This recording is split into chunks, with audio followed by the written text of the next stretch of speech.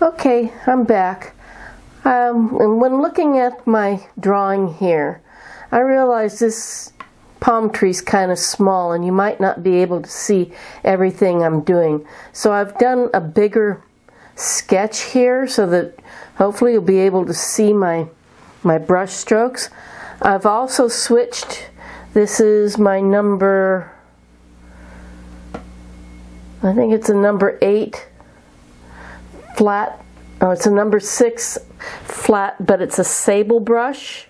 So that means that the bristles are a lot finer, and it comes to a very nice chiseled edge here. And that's going to be important when I get to these palm fronds. So first thing I do is I wet my brush, then I kind of just take off the excess. This time I'm going to take some burnt umber and a little blue and load my brush. I pull it through the paint both sides, so I load the brush pretty good. Now what I'll be doing, even this is a little bit small, is I'm going to be making a series of U-type strokes like that.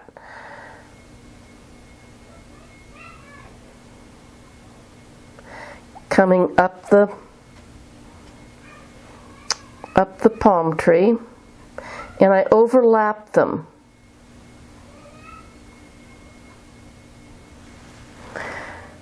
If your paint is a little bit sticky, add the tiniest amount of water into it.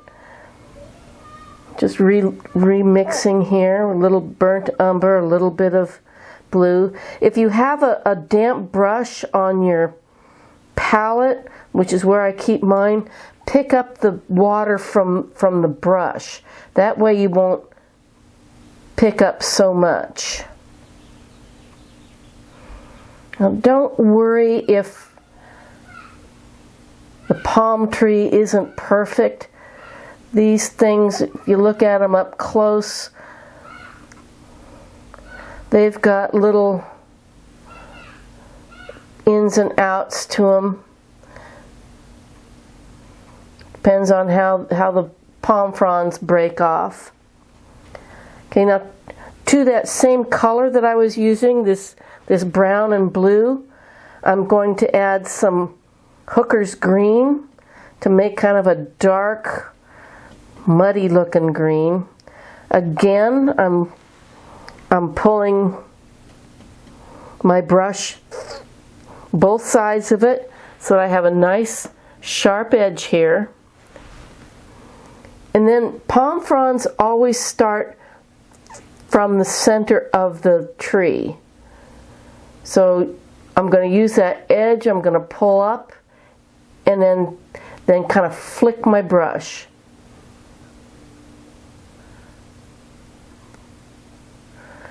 These particular fronds have kind of short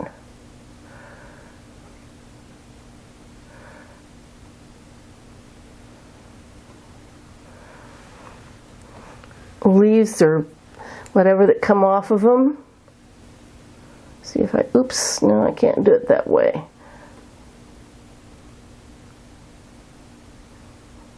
You'll find that one way is easier than another, but I'll just make several of them. So I'm using the edge to kind of make the center, and then flip down.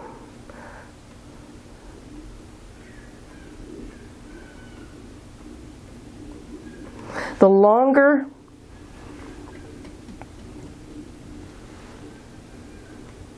the longer you pull, the longer those little leaves are going to be.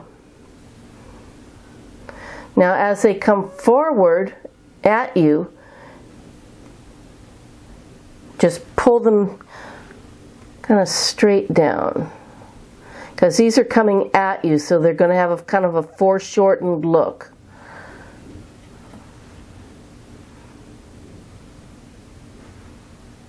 That means that that you're going to see kind of the top part of the leaves.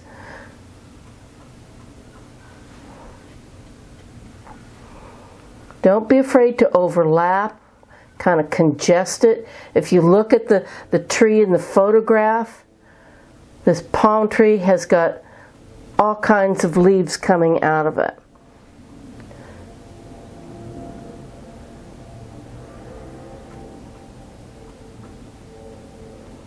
You can make a series of them.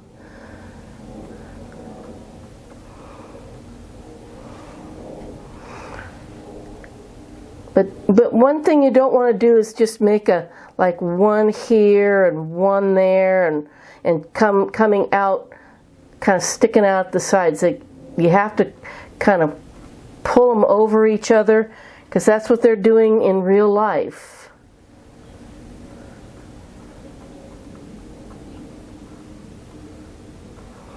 Okay, so I'm going to break here.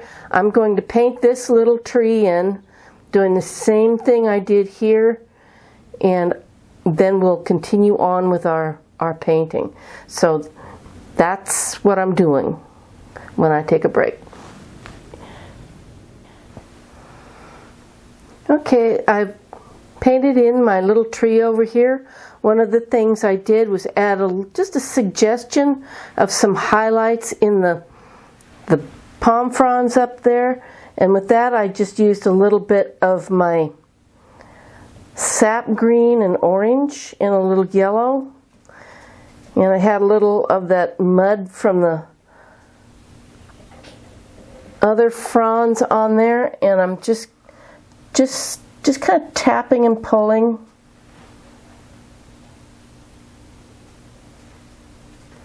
Don't have to do too much. This is kind of far away.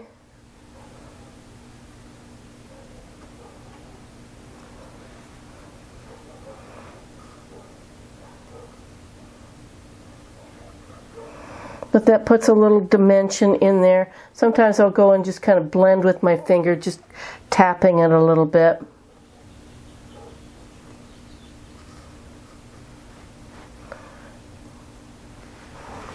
Another thing I want to do, which I saved for you guys, is I'm going to take a little bit of orange, a little bit of burnt sienna. Same brush, this is still that number 6 sable brush that I was using before. I'm making kind of a warm golden color. And just right here on the side, I'm just going to tap it. Just touch the edge. Doesn't need to be a perfect line. Actually, it'll look better if it's a little ragged. Puts a little bit of light on there.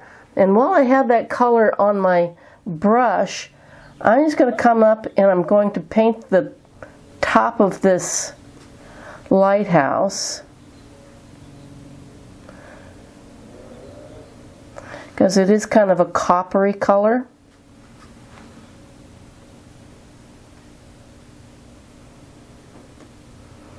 I can make part of it a little brighter in the sun here in a bit when it dries.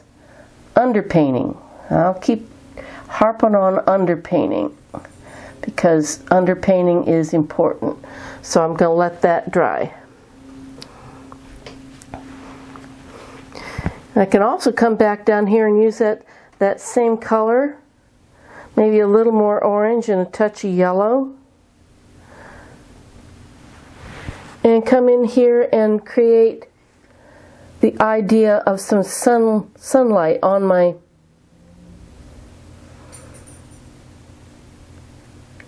cliffs here. Don't take and get rid of all of your underpainting. That becomes shadow.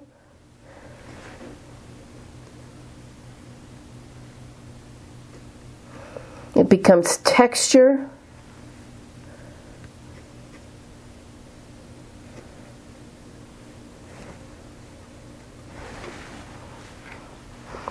Come in, add a little bit more burnt sienna to that. Make it a little bit richer color. But just come in and add some of that. If you look at these cliffs in the afternoon, just before the sun goes down, you'll see that they're very, very golden color.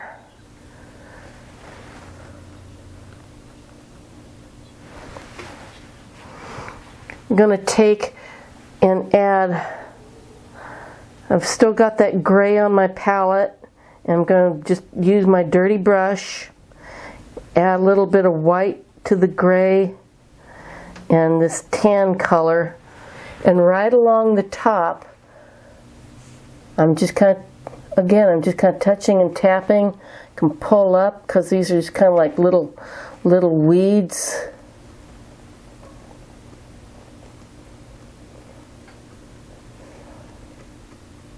That grow right along the top of the cliff here.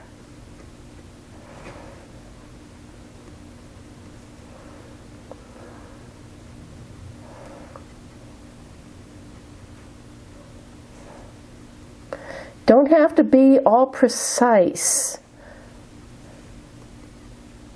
You know that, and I know I used to try to make it look like the photograph, but I find I'm liking my work a lot better when I loosen up a little bit. All you want to do is suggest things. Down here, it's just too out of the way. It's not really the subject matter. So you don't need to spend a whole lot of time on it. Now I want to get started on doing the shadows on the lighthouse here. For that, I'm going to take my blue, a little bit of alizarin crimson to make kind of a lavender color. I'm going to add white. I want to keep it kind of on the blue side so it's a lavender color. Let's see, is that going to be dark enough? That's almost dark enough. And I'm pulling around.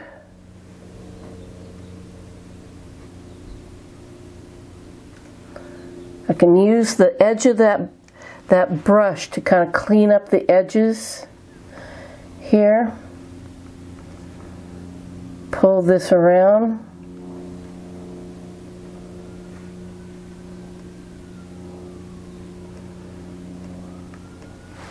Into that, I'm going to mix just some white, give me a different value of this. That's a little bit too white. But see, I like to show my students that I make mistakes too, because that's the only way you're going to learn. Doing this is kind of wet into wet.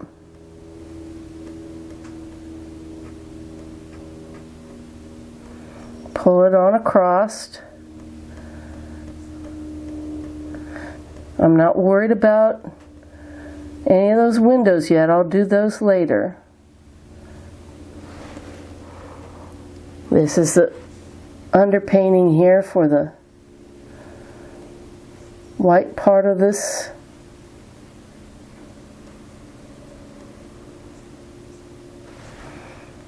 Right. Sorry if I get in the way.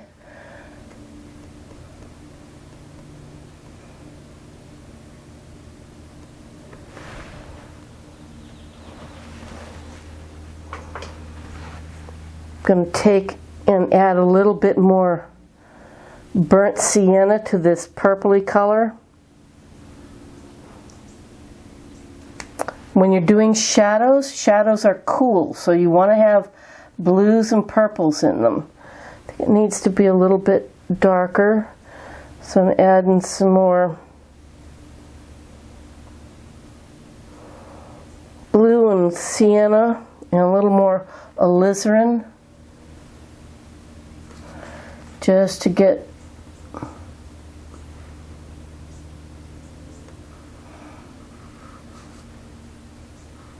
little bit more of a shadow on there. I can take my finger and just kind of smudge it across.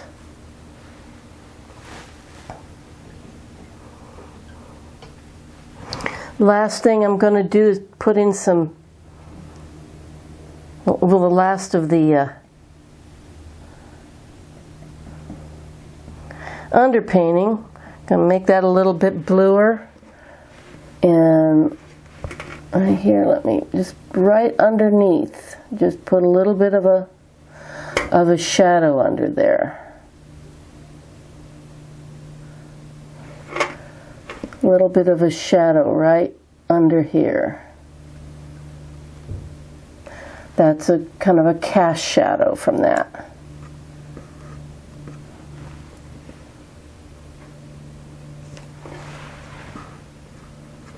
Okay, I'll be back in just a minute. I'm going to let that dry.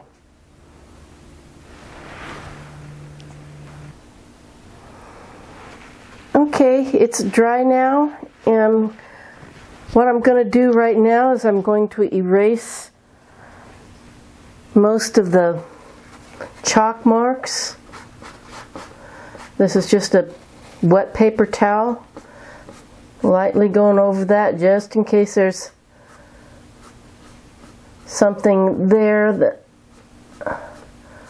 is still a little wet. I'm going to leave that one because I need that one here in a second.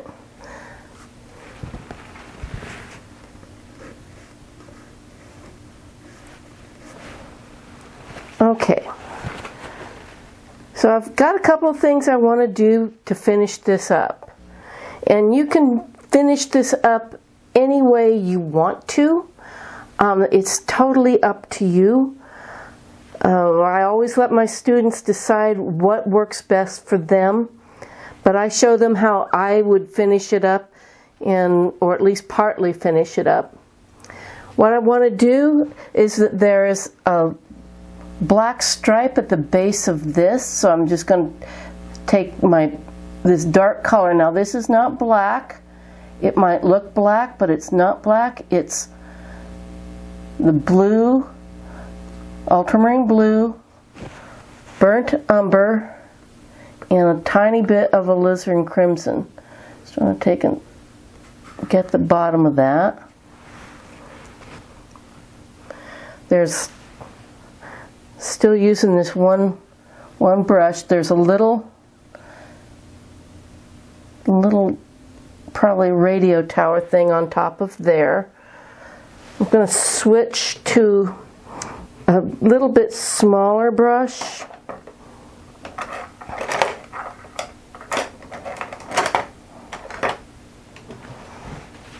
Same color though, the dark color. This is, it says it's a number 2 round sable brush. And I'm not going to put in all of the railing, but I am going to suggest that it's there.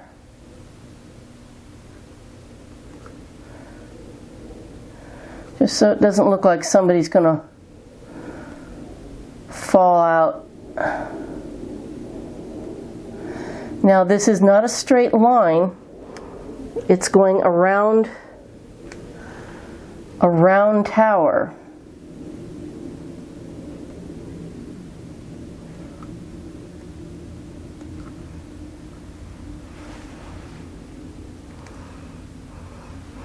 There are some lines here that I can suggest.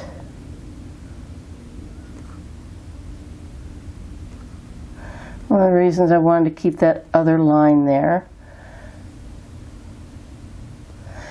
And I've seen other lighthouses that are different from this. Oops. Now I made that a little bit thick. I just rinsed out my brush. I'm just going to kind of take it back a little bit with a damp brush. There's nothing on my brush, just water.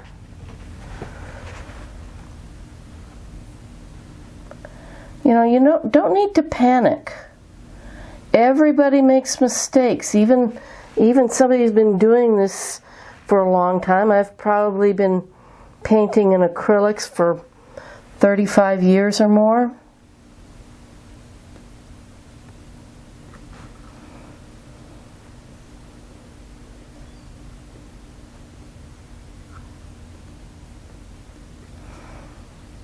There's a little darkness right under there. I'm going to use the dark to create windows.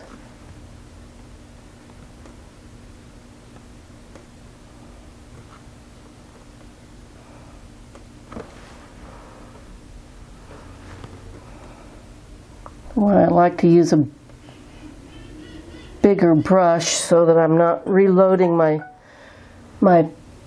paint all the time.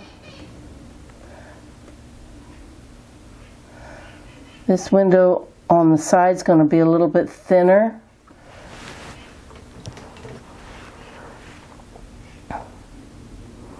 I've got a little bit of blue and white on my palette. Actually, I want to add just a touch of gray to that, because this window you can see through to the back. So I'm just going to suggest that, and then come back to my dark color.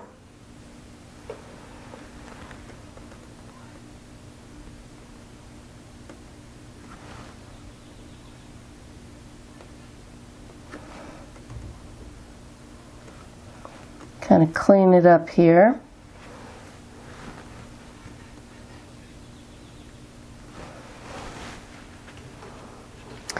Now, last but not least, see if I can find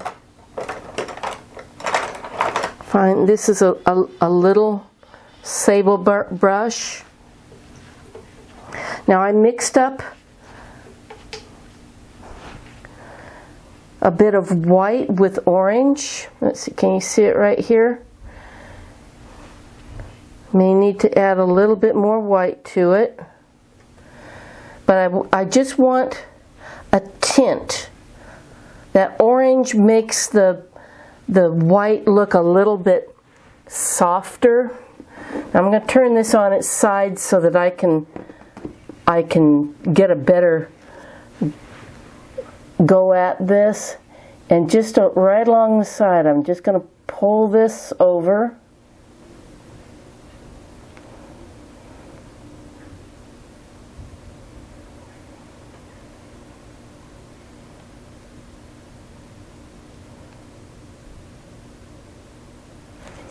Okay, I'll smear it with my finger.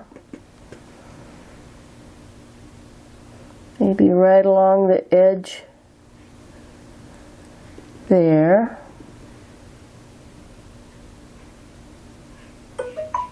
Right along this edge here.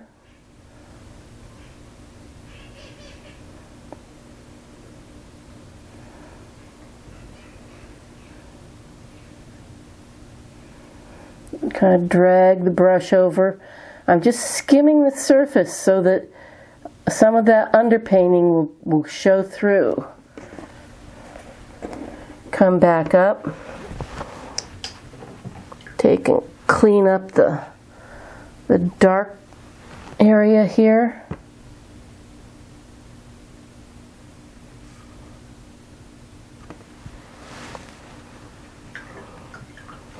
And last but not least, on the top there, I'm just going to pick up some orange on that same brush and just hit the edge of it. This is just straight orange.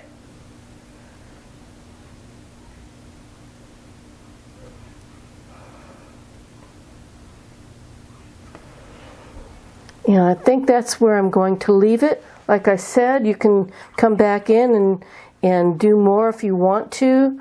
But that's the gist of this. So I hope you had fun.